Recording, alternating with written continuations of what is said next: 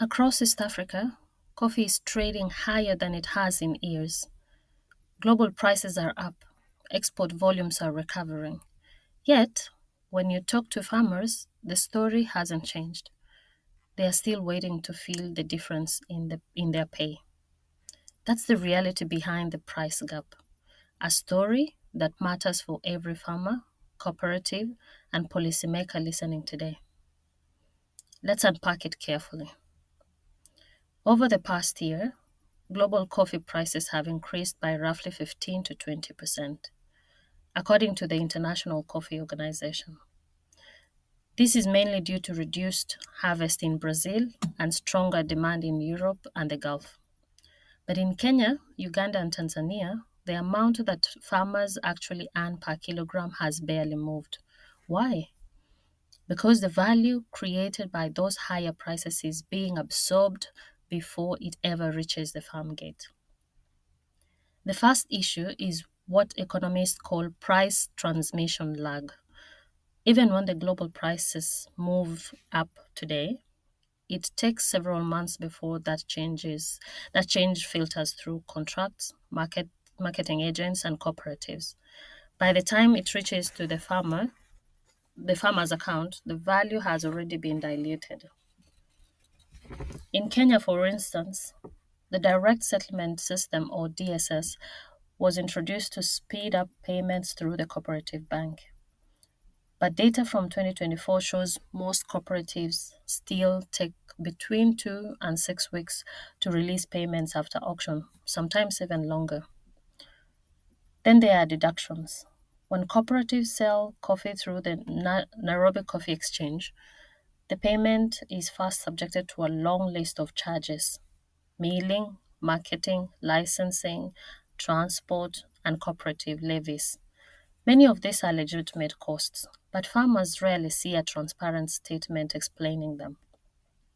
According to the Coffee Directorate, deductions can reduce a farmer's income by 25 to 40% depending on the society. A third issue is exchange rate impact.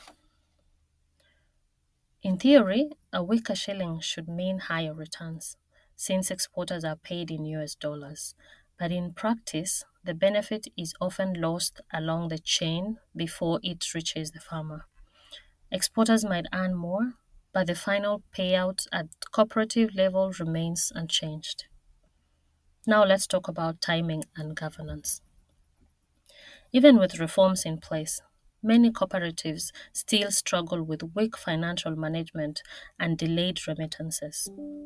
That delay isn't just an inconvenience, it's also a real financial loss for the farmer.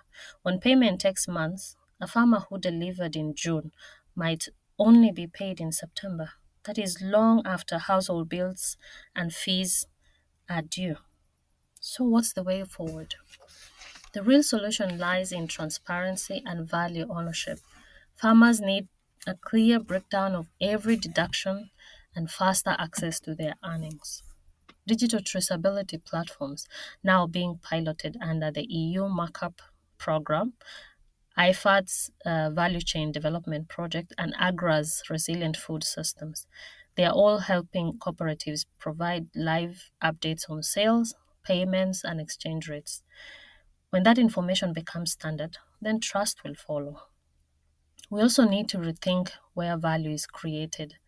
As long as most of our coffee leaves East Africa as raw green beans, we remain price takers.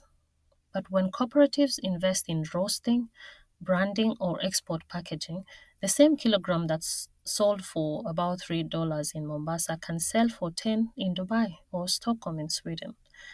That's what changes income and not just the price. So, as we celebrate better global prices, we must ask hard questions. Who is capturing the value? And what systems ensure that farmers, who are the backbone of this industry, share in it? Because until transparency, efficiency, and traceability are built into how coffee is traded, higher prices abroad will never guarantee prosperity at home. So thank you for joining me today. You have been listening to Beatrice, CEO of Swara AgriLogistics and Solution Limited. This is the CEO Corner, airing every Wednesday, where we share valuable insights, real data, and practical knowledge to help East Africa's agriculture move forward with integrity and excellence. Join me again next Wednesday for another important conversation. And don't forget to follow this page for regular educational posts and updates on agriculture, logistics, and value chain development across the region.